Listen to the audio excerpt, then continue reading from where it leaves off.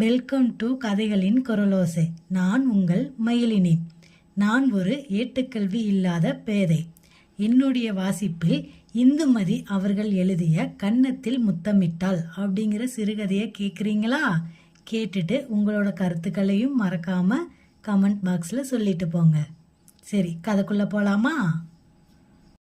அத்தியாயம் 9. அன்றிரவு முழுவதும் புரண்டு புரண்டு படுத்தாள் யாமினி. தூக்கம்தான் வரவில்லை.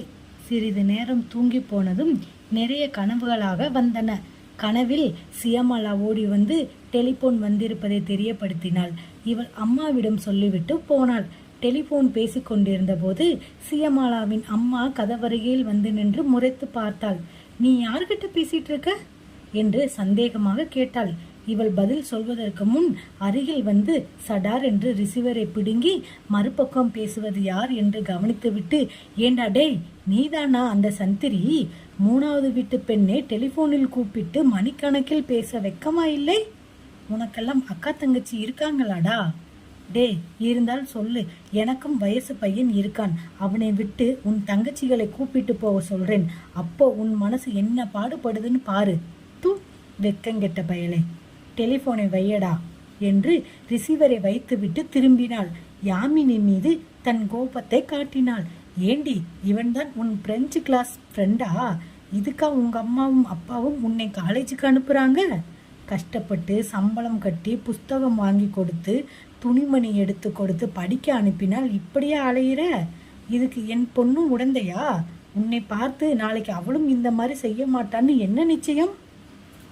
இதோ பார், இப்பவே சொல்லிட்டேன். உங்க அம்மா கிட்ட சொல்றேன் பாரு என்று விடுவிடுவென்று நடந்து வீட்டுக்கு வந்து அம்மாவிடம் அத்தனையும் சொல்லிவிட்டு போனதும் அம்மா அவளை தலைமயிரை பிடித்திழுத்து கீழே தள்ளி கரண்டி காம்பால் வீசினாள். ஏண்டி, இதுக்கா உன்னை காலேஜுக்கு அனுப்பினேன்? இப்படியா பெற்றவங்களை ஏமாத்துற? இனிமேல் காலேஜாவது ஒன்னாவது வீட்டை விட்டு வெளியே காலடி எடுத்து வச்ச முறிச்சு போட்டுருவேன், பார்த்துக்க, ஜாக்கிரதை என்றாள் அம்மா. இவள் சடார் என்று விழித்து கொண்டு எழுந்து உட்கார்ந்தாள். உடம்பு லேசாய் நடுங்கியது. வியர்வியல் சட்டை முதுகோடு ஒட்டி கொண்டது. நிஜமாகவே அடிப்பட்ட மாதிரி மூச்சு புசு புசுவென்று அழுத்தமாக வந்தது. பயத்தில் நாக்கு உலர்ந்து வறண்டு போனது. ஐயோ, காலேஜுக்கு போகாமல் எப்படி இருப்பது? இந்த அம்மா ஜெயில் கைதி மாதிரி வீட்டில் அடைத்து போட்டு விடுவாளே. வீட்டில் உட்கார்ந்து என்ன செய்வது? எத்தனை நேரம் ஜன்னல் கம்பிகளை பற்றி கொண்டு நின்று வானத்தை வெறிப்பது? விழிகளில் நட்சத்திரங்களை வருடினாலும் விரல்கள் என்னவோ ஜன்னல் கம்பிகளோடு தான் இருந்தது. அது யார் கவிதை? நான் காமராசனா? அப்துல் ரஹ்மானா? இல்லை இல்லை, அது மேத்தாவின் கவிதை வரிகள். இப்போது எதற்காக அது ஞாபகத்திற்கு வந்தது? யோசித்ததும் சட்டென்று சியமாலாவின் அம்மா வந்து சொன்னதும் தன் அம்மா கரண்டியை திருப்பி கொண்டு விளாசியது. இனி கல்லூரிக்கு போகக்கூடாது என்றது. நான் ஜன்னல் கம்பிகளை பிடித்து கொண்டு பார்வையால் வானத்தை துளாவிய போது மேத்தாவின் கவிதை ஞாபகத்திற்கு வந்தது. சமையல் கட்டிலிருந்து வெளிப்பட்ட அம்மா, என்னடி யாமினி, காலையிலேயே எந்திரிச்சு அப்படி உட்கார்ந்துட்டு இருக்க என்று அருகில் வந்து தோலை பிடித்து உலுக்கியதும் அவளுக்கு தான் நினைவு வந்தது. அத்தனை நேரம் கண்டதெல்லாம் கனவு என்பது பிடிபட்டது. உள்ளுக்குள்ளிருந்து நிம்மதி பெருமூச்சு ஒன்று வெளிப்பட ஆசுவாசப்பட்டவளாக அம்மாவை நிமிர்ந்து பார்த்து சிரித்தாள். ஒன்னும் இல்லம்மா, ஏதோ கனவு. கெட்ட கனவு ஏதாச்சும் கண்டியா என்றாள் அம்மா. காலேஜ் ஃப்ரெண்ட்ஸ் எல்லாம் ஏதோ என்று பேச ஆரம்பித்ததும் எப்போ பார்த்தாலும் ஃப்ரெண்ட்ஸ் ஞாபகமாகவே இருந்தால் கனவு வராமல் என்ன செய்யும்? மணி 6:30 ஆக போகுது. எந்திரிச்சு பல் விளக்கிட்டு வா, காப்பி கலந்து தரேன் என்றாள் அம்மா. பல் விளக்கி முகம் கழுவி கொண்டு வந்தாள். அம்மா தந்த காப்பியை குடித்ததும் மெல்ல கேட்டாள், அம்மா, இன்னைக்கு ஒரு நாள் நீ காய் அரைச்சு இல்லாட்டி ரமாவை கூட்டிட்டு அறிய சொல்லு.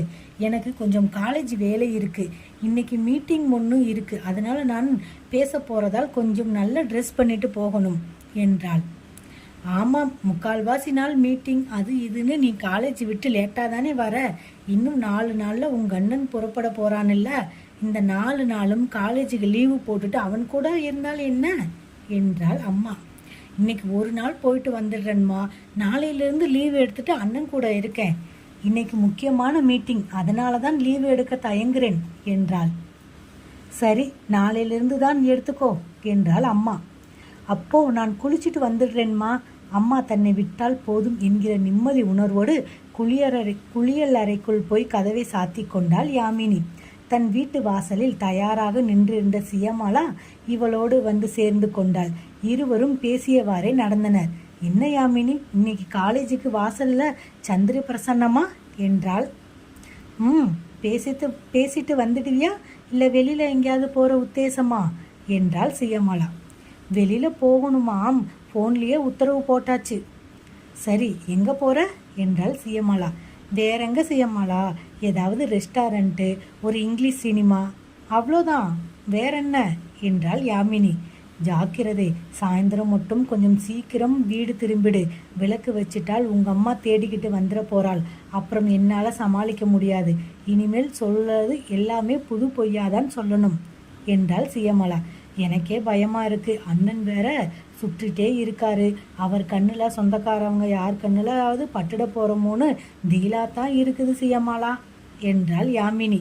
அப்படி ஏதாவது தெரிஞ்சிச்சு எங்க அம்மா கொன்னே போட்டுடுவாங்க என்றாள் யாமினி. அப்படி இருக்கிறப்போ கல்யாணம் எப்படி செய்துக்க போற என்றாள் சியமாலா. அதுவும் பயமாதான் இருக்கு. இன்னும் நான் சந்திரிக்கிட்ட கல்யாண பேச்சே எடுக்கல.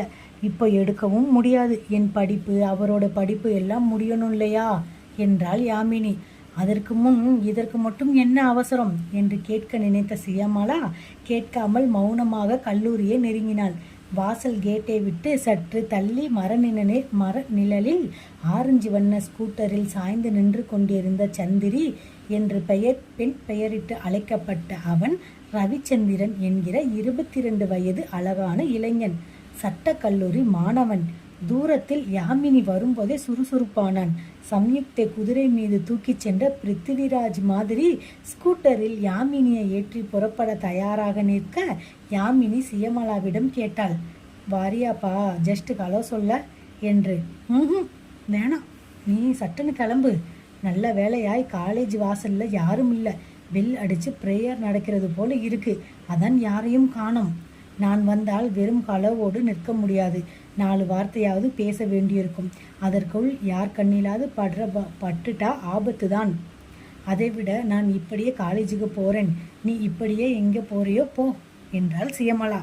அந்த 5 நட்சத்திர ஓட்டலின் அரை இருட்டு ரெஸ்டாரண்ட்டில் குளிர்ச்சியில் உட்கார்ந்து ஐஸ்கிரீமியை சுவைத்தபடி எதிரில் இருந்த யாமினியை பார்த்து கொண்டிருந்த ரவிச்சந்திரன் குறும்பு சிரிப்போடு ஆரம்பித்தான்.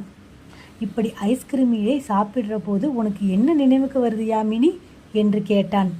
ஐஸ்கிரீம் சாப்பிட்றப்போ என்ன என்று யோசித்த அவள் பின்னர் ஒன்றும் நினைவுக்கு வரலையே என்று விழித்தாள். ஒண்ணுமே வரலையா என்றான் ரவிச்சந்திரன். ஒன்றும் வரலையே என்றாள் யாமினி. மக்கு மக்கு, ஜில்லுன்னு ஐஸ்கிரீம் தொண்டையில குளிர்ச்சியா இறங்குறப்போ என் ஞாபகம் வரல உனக்கு என்றான் ரவிச்சந்திரன். உங்க ஞாபகமா? வரலையே என்றாள் யாமினி. என்னை நினைக்கிற போது ஏற்படும் குளிர்ச்சி இதுல இல்லையா என்றான் ரவிச்சந்திரன்.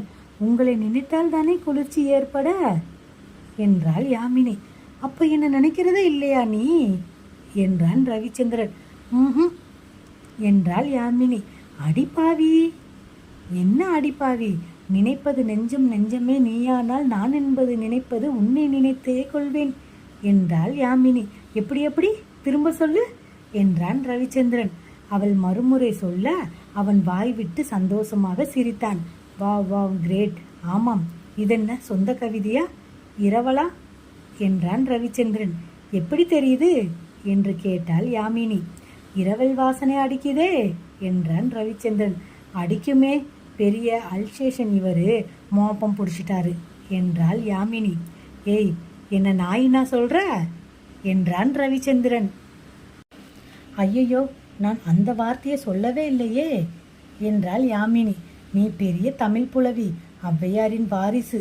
புலவருக்கு அழகு சொல்லாமல் சொல்வது இல்லையே என்றான் ரவிச்சந்திரன். ஐஸ்கிரீம் கப்பை காலி செய்துவிட்டு காப்பிக்கு ஆர்டர் செய்த யாமினி பதில் சொல்லாமல் சிரிக்க அவன் பொய்யாய் முகத்தை தொங்க போட்டு கொண்டு சொன்னான். முதல்ல நெஞ்சமே நீனு கவிதை பாடுற, அப்புறம் நாயின்னு சொல்லாமல் சொல்ற. நீ சொன்ன இந்த 2இல் எது நிஜம் என்கிறது நீயே சொல்லிவிடு என்றான் ரவிச்சந்திரன். பழக ஆரம்பித்து 6 மாதம் ஆக போகுது. இன்னும் நான் சொல்லித்தான் தெரிஞ்சுக்கணும்னா என்ன அர்த்தம்? இந்த 6 மாத பழக்கத்தில் புரிஞ்சுக்கிட்டது அவ்வளவுதானா என்ன என்றாள் யாமினி. ஆமாம், பெரிய 6 மாத பழக்கம். இந்த 6 மாதமும் எதிரில் உட்கார்ந்து ஐஸ்கிரீமும் காப்பியும் சாப்பிட்ட தவிர வேற என்ன கண்டோம் என்றான் ரவிச்சந்திரன். வேறு என்ன காணணும்னு நினைக்கிறீங்க என்றாள் யாமினி. நீ ஒரு நாள் முழுசும் என் கூட இருக்கணும். ஒரு நாள் முழுசும்னா ராத்திரி கூடவா என்றாள் யாமினி. வேணாம், ராத்திரி வேணாம், காலையிலிருந்து சாயந்தரம் வரை இருந்தா கூட போதும் என்றான் ரவிச்சந்திரன். அப்படித்தானே இப்போவும் இருக்கேன் என்றாள் யாமினி. ம் அப்படி இல்லை என்றான் ரவிச்சந்திரன். பின்ன வேற எப்படி என்றாள் யாமினி. நாம் 2 பேர் மட்டும் தனியாக இருக்கணும். சில்வர் கோல்டன் பீச் போய் காட்டேஜ் எடுத்து தங்கணும். ஐயோ, அதெல்லாம் கல்யாணத்துக்கு அப்புறம்தான் என்றாள் யாமினி. கல்யாணத்துக்கு அப்புறம் போகிறது சாதாரணமானது, எல்லோரும் செய்கிறது. அதையத்தான் நீயும் செய்வேன். ஆனால் உன்கிட்ட என்ன ஸ்பெஷாலிட்டி இருக்கு என்றான் ரவிச்சந்திரன். அப்படி செய்தால்தான் ஸ்பெஷலா என்றாள் யாமினி. நிச்சயமா, இப்போ நீ வர்றது உனக்கு என் மேலுள்ள அன்பை காட்டும், நம்பிக்கையை காட்டும், எத்தனை ஆழமாக என்னை நேசிக்கங்கிறத தெரியப்படுத்தும். அப்படித்தானே தெரியுமா? இல்லைன்னா தெரிஞ்சுக்க முடியாதா என்றாள் யாமினி. நிச்சயமாக முடியாது, சத்தியமாக முடியாது.